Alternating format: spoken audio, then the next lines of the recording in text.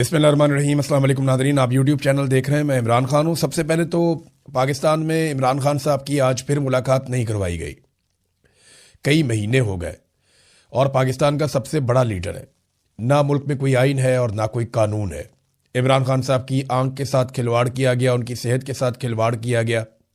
उन्हें क्या हुआ उनकी फैमिली को बिल्कुल नहीं बताया गया।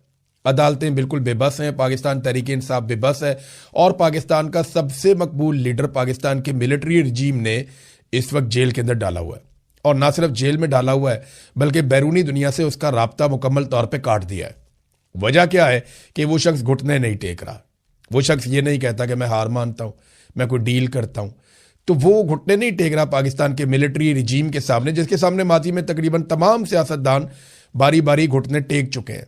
या तो इन्होंने मार दिया या सरेंडर करवा लिया, लेकिन इमरान खान साहब ये नहीं कर रहे। अब एक आंख ज़ाया होने का दावा जो है वो हुकूमती ज़राए ने खुद किया है।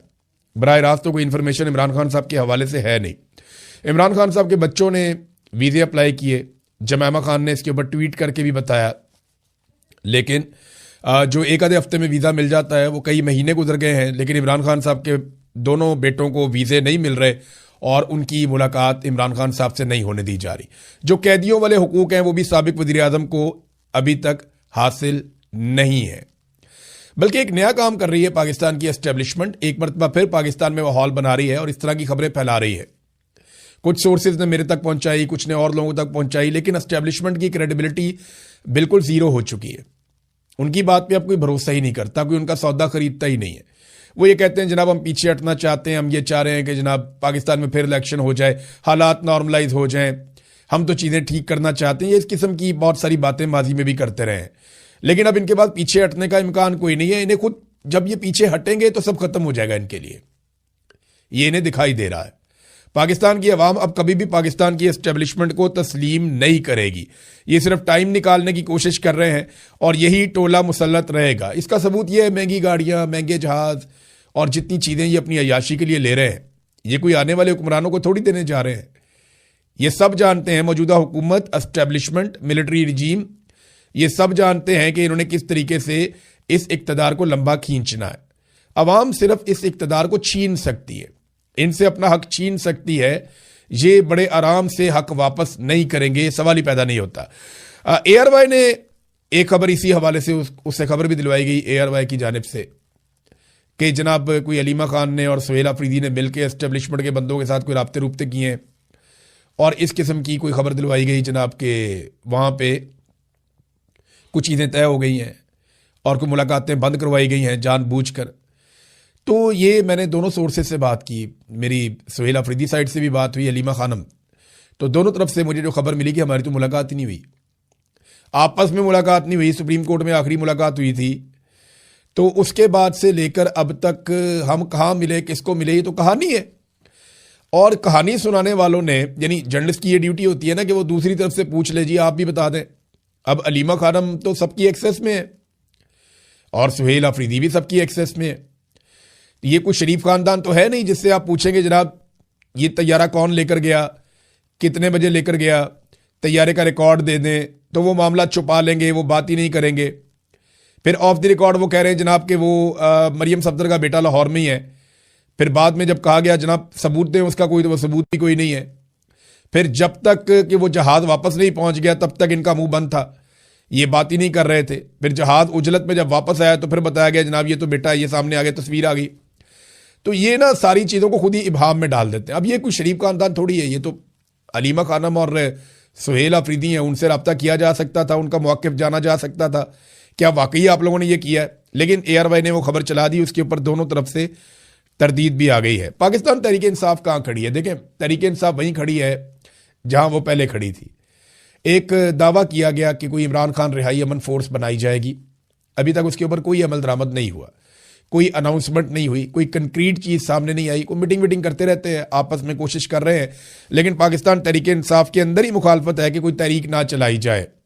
अब तहरीक इंसाफ को ये फैसला करना पड़ेगा कि तहरीक भी नहीं चलानी तो इमरान खान को बाहर कैसे लेकर आना है। डील इमरान खान ने नहीं करनी, तहरीक इंसाफ ने नहीं चलानी, तो फिर इमरान खान ने बाहर कैसे आना है? ये तो एक डेडलॉक हो गया ना। या तो इमरान खान को जाके राजी करें जनाब डील कर ले, वो राजी हो जाए तो बाहर आ जाएंगे, तो या फिर तहरीक चलाएं ताकि तहरीक चले, कोई एस्टेब्लिशमेंट के लिए ज़मीन गर्म हो, वो कोई रोम छोड़े और इमरान खान साहब बाहर आ जाएं। तो ये दोनों रस्तों पे नहीं जा रहे और इसका नुकसान लगातार पाकिस्तान को हो रहा है। यानी आपको मैं सिर्फ एक खबर बताता हूं, ये सरमायाकारी की सूरत हाल आप देख लें पाकिस्तान में इस वक्त क्या है। और ये शहबाज शरीफ साहब का तुर्रा इम्तियाज है।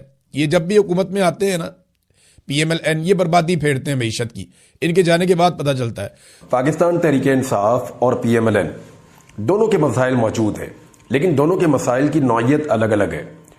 मिसाल के तौर पे पाकिस्तान तहरीक इंसाफ का अगर हम सबसे बड़ा एक मसला इस वक्त कहें तो वो यही है कि इमरान खान साहब की आज़ादी या वो जेल से बाहर निकल आए। इमरान खान साहब बाहर निकल आते हैं, तहरीक इंसाफ के मसले वैसे ही ख़त्म हो जाते हैं। कुछ छोटी मोटी डिवीजन, किसी जगह पे कोई किसी को किसी से शिकायत है तो वो सारे मामले लीडर खुद संभाल सकता है। और इमरान खान साहब के बाहर आने से बयानियां बनाना, एहतजाज की स्ट्रेटजी बनाना, चीज़ों को कंट्रोल करना और पार्टी के अंदर दिलेरी और बहादुरी वापस आ जाना, ये सारी चीज़ें एकदम जुड़ जाएंगी। तो उनका वाहिद जो सबसे बड़ा मसला है पाकिस्तान तहरीक इंसाफ का वो ये है कि किसी तरह इमरान खान साहब बाहर आ जाए। अब उसके लिए उन्होंने जो पहली स्ट्रेटजी अब दी है वो ये है कि पाकिस्तान तहरीक इंसाफ आज ही सुबह के दिन में एक एहतजाज किया जाएगा पाकिस्तान तहरीक इंसाफ की जानिब से, और वो पूरे पाकिस्तान में एहतजाजी रैलियों का उन्होंने अनाउंसमेंट किया है। सूबाई असम्बली की जो नशिस्तें हैं उनकी सतह के ऊपर यह एहतजाज होगा। स्ट्रेटजी इसलिए बनाई है कि एक जगह पे एहतजाज अगर हर शहर में करेंगे तो पुलिस जाएगी और वहां पे एक नया फसाद बन जाएगा, बंदे गिरफ्तार हो जाएंगे। अगर पाकिस्तान के तमाम शहरों में जगह जगह रैलियां निकलेंगी तो फिर बड़े पैमाने पर गिरफ्तारियां भी नहीं हो सकती, कारकुन भी जो है वो मुतहर्रिक रहेंगे और एक मौसर एहतजाज भी हो सकता है जिसकी सोशल मीडिया के ऊपर बहुत ज्यादा आवाज उठेगी। तो तहरीक इंसाफ अपने सबसे बड़े मसले से निपटने के लिए, इमरान खान साहब की आज़ादी के लिए, उन्होंने अपना प्रोसीजर शुरू किया हुआ है। PMLN के मसाइल क्या हैं या उनके लिए सबसे बड़ा मसला क्या है? वो इस वक्त हुकूमत में होने के बावजूद मसाइलिस्तान के अंदर घिरे हुए हैं। एक बड़ा मसला उनके लिए गवर्नेंस है। गवर्नेंस बिल्कुल कंट्रोल नहीं हो रही और अव्वल तो उनको जो वज़रा चाहिए थे वही नहीं है, उनको कुछ तोहफे भी दिए गए हैं। तो उन्हें समझ नहीं आ रही कि गवर्नेंस कैसे ठीक करें। शहबाज शरीफ को कोई तजुर्बा है नहीं, उन्हें कोई समझ आ नहीं रही। और जैसी गवर्नेंस उन्होंने पिछले 16 महीने में की, जब वो जबरदस्ती इक़्तिदार के ऊपर मुसल्लत हुए हुकूमत को गिराने के बाद, इमरान खान साहब की हुकूमत को गिराने के बाद, तो तब जो उन्होंने तबाही फेरी वो उसी का तसलसल आज भी लेकर चल रहे हैं। तो शहबाज शरीफ साहब को उंगली पकड़ के चलाना पड़ता है। मरियम नवाज को पता कुछ नहीं है गवर्नेंस का। तो जो दो जगह पे इनकी हुकूमत बनी है उनका एक बड़ा मसला गवर्नेंस का है।